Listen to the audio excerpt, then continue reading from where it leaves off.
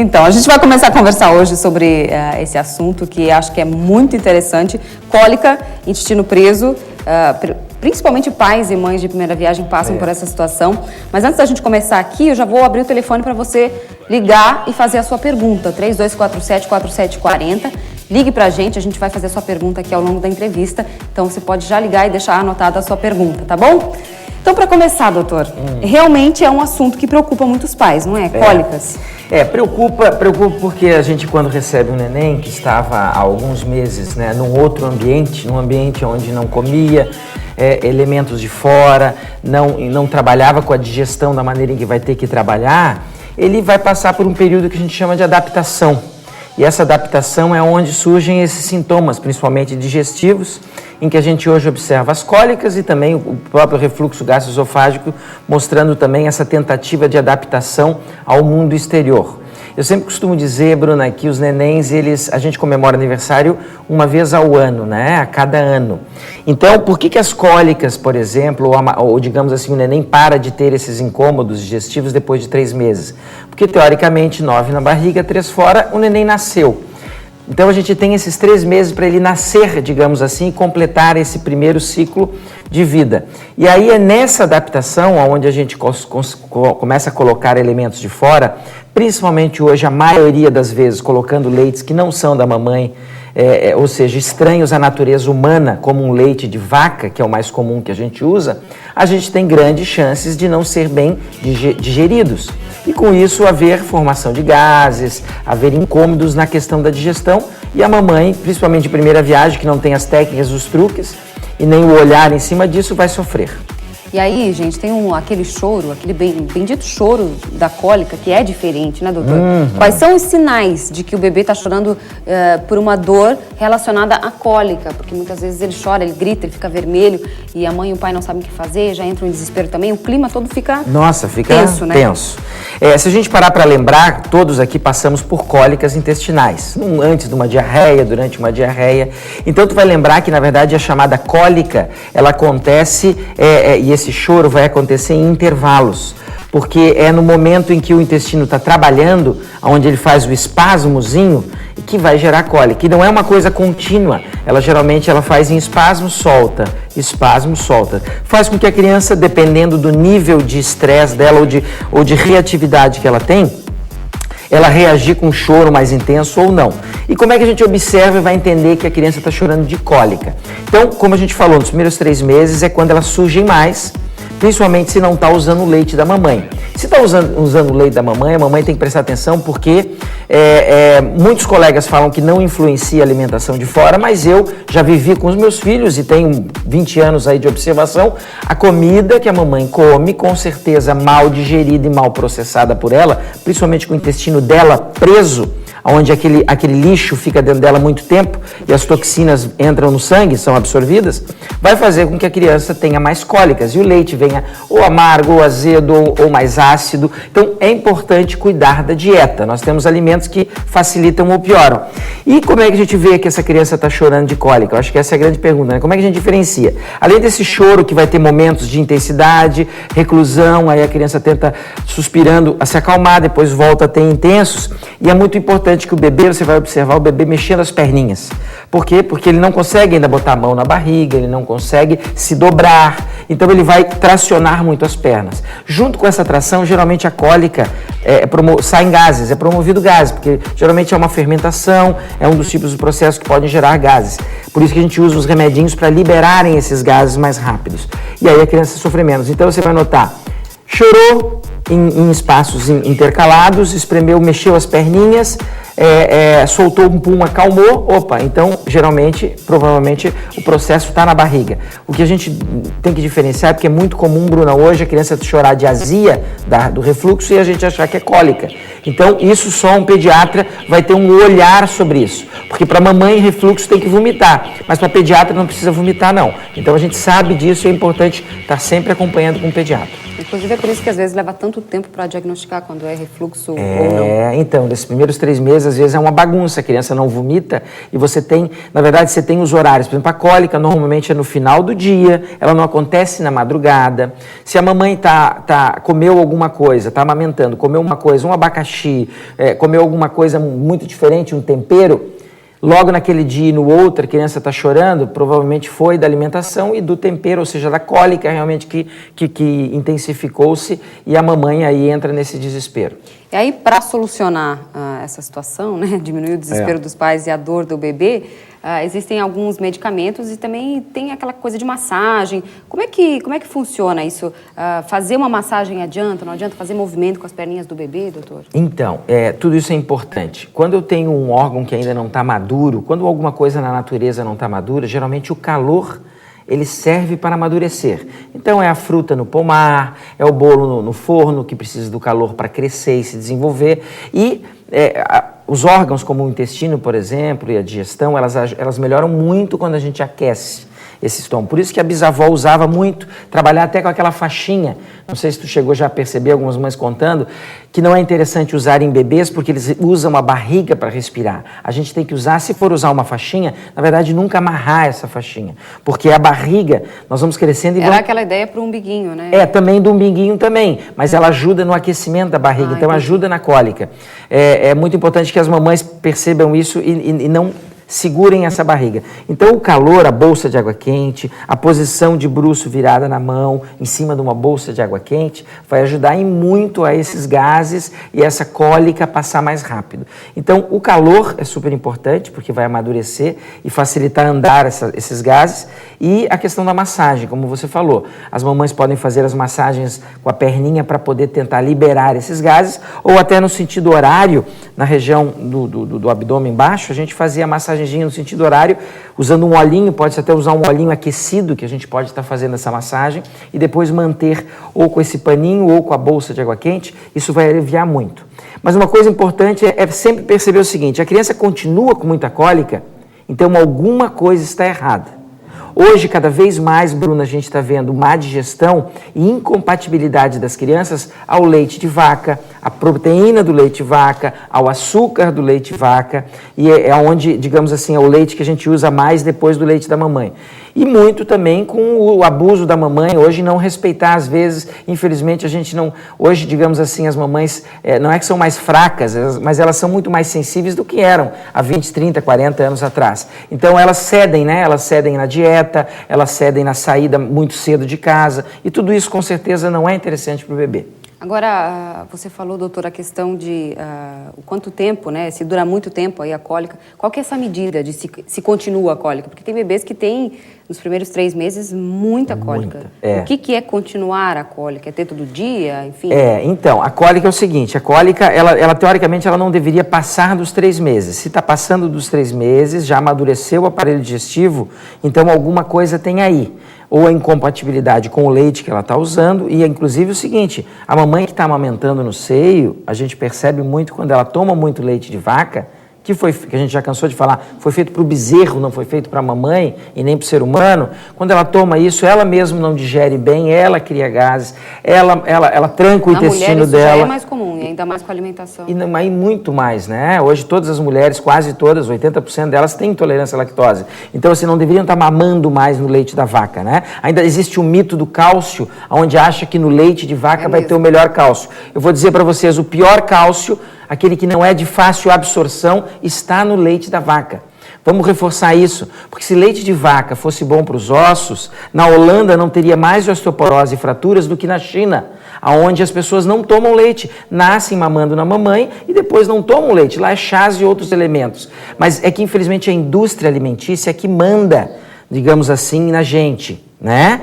E aí faz a gente consumir e achar que leite, por exemplo, é vida, é saúde. E a gente sabe que não. O próprio zebu, com 1 tonelada, ele vai pastar e come nas folhas verdes mais cálcio do que no leite no seio da mamãe. Senão os zebus e os boizões estariam correndo até tarde atrás da mamãe para mamar, né? E eles param de fazer isso. Nós não, a gente mama até morrer. Isso não, na vaca, e não é interessante. E isso é um dos grandes problemas relacionados a cólicas dos bebês.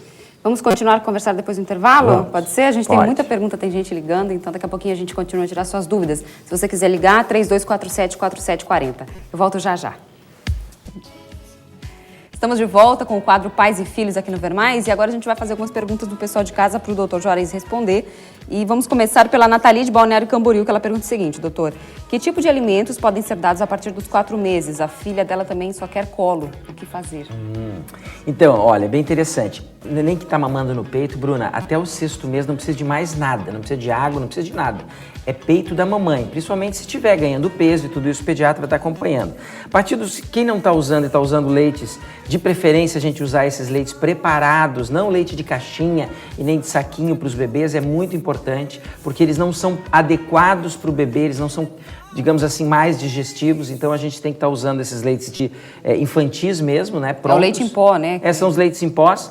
E aí a gente, a partir dos 4 meses, a gente já pode começar a introduzir primeiro os suquinhos e as frutas, e depois a gente pode estar introduzindo os legumes do salgado, depois a carne, depois o feijão, depois o ovo. A pediatria, na verdade, nesse último ano, ela começou a entender que dá para entrar com tudo ao mesmo tempo.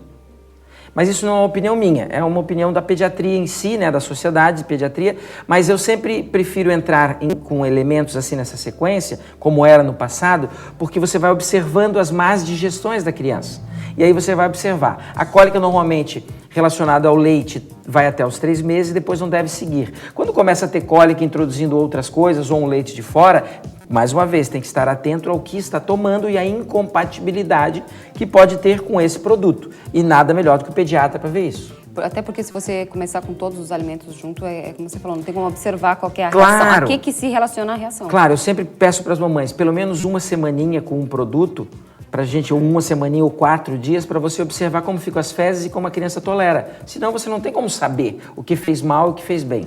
Aí a outra pergunta da Nathalie é sobre o colo, né? A criança só quer colo. Então, o que fazer? às vezes, olha, é muito comum, às vezes, a gente achar que os bebês antes de 6 meses ou 9 meses já estão com manha e já estão querendo, por exemplo, como ela, eu quero só fica no colo.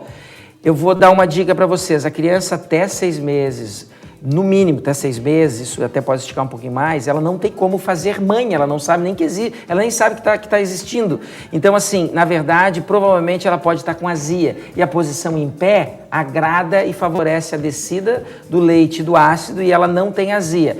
As crianças que estão no colo, dormem, larga na cama e chora, tem que pegar no colo e dorme só sentada no papai, 90% das vezes tem um refluxo gastroesofágico que não precisa vomitar e que o pediatra vai poder tratar. Então dá uma olhadinha, Nathalie, pode ser que ela esteja com um problema com isso. Com certeza.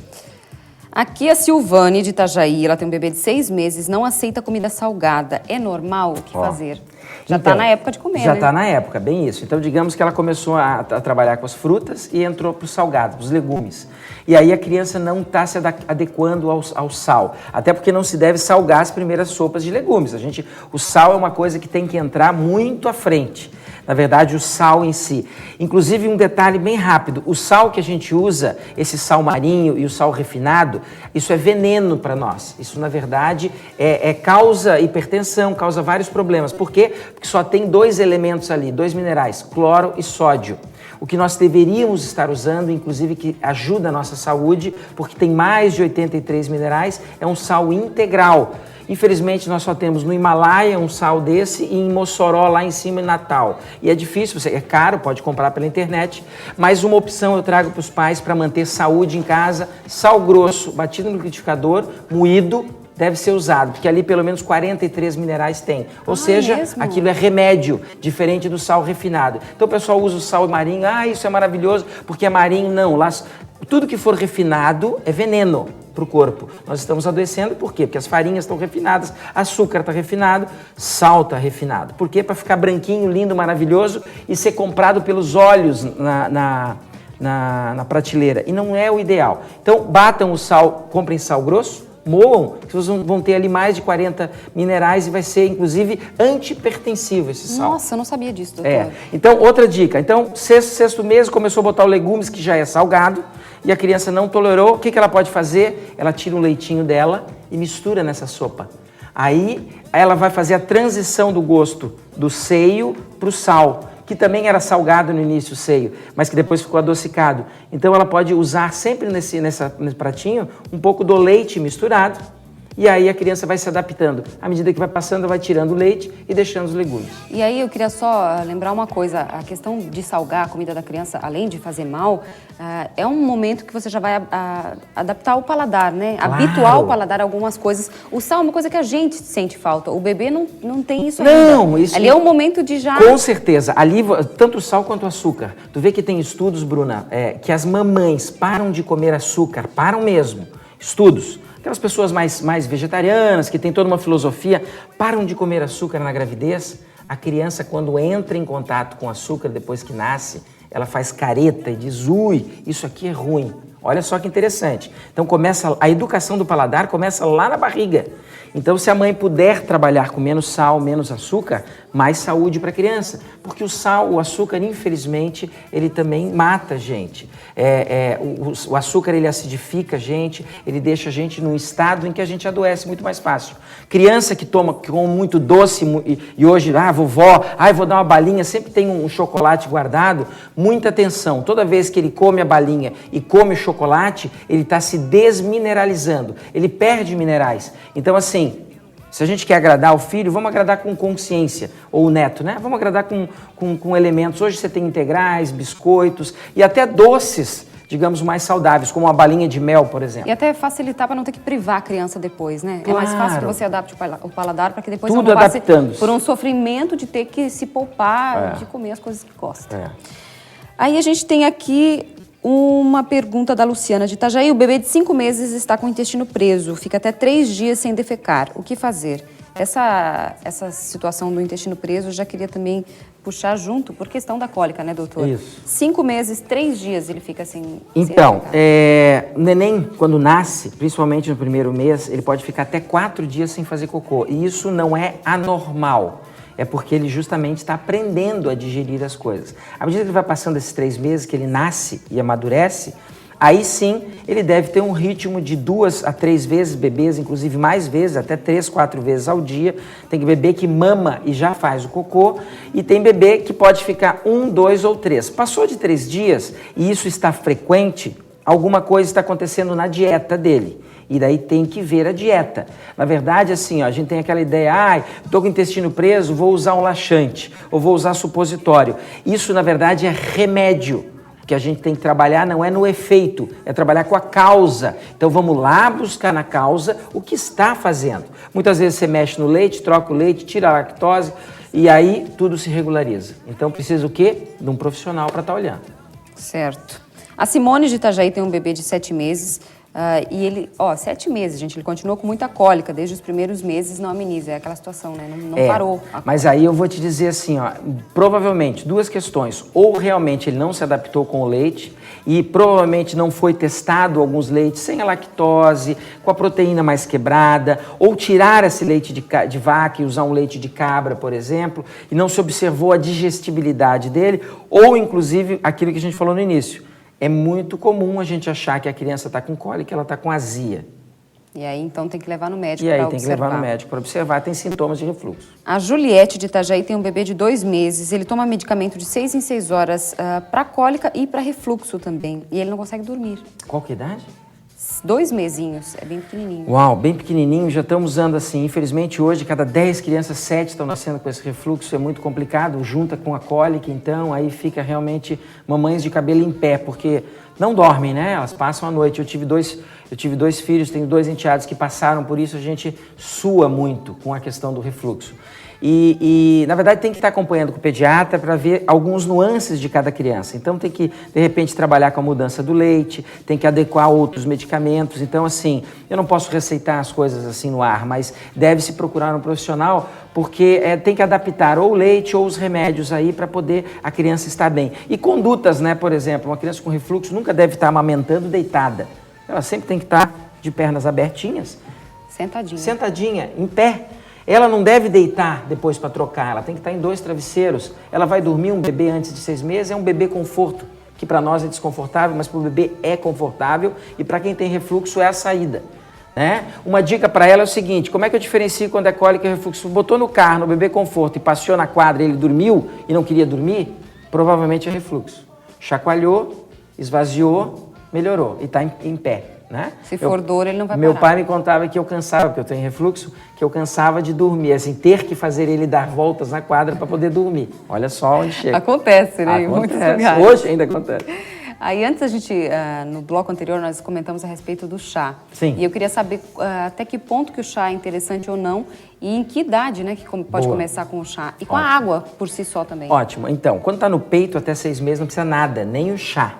Mas quando começa com outro leite artificial, geralmente ele é mais, digamos assim, doce, ele é mais cheio de elementos salinos, por exemplo, aí você vai precisar suplementar e usar muito sal. O que os pais têm que atentar com relação aos chás? Só depois de 2 meses de idade. Bruna, antes de 2 meses de idade, eu adoro as receitas da vovó, adoro e passam vários para as mamães. Só que antes dos 2 meses de idade, a criança ainda não está madura, ela não tem... Sabe onde é que nasce a nossa imunidade?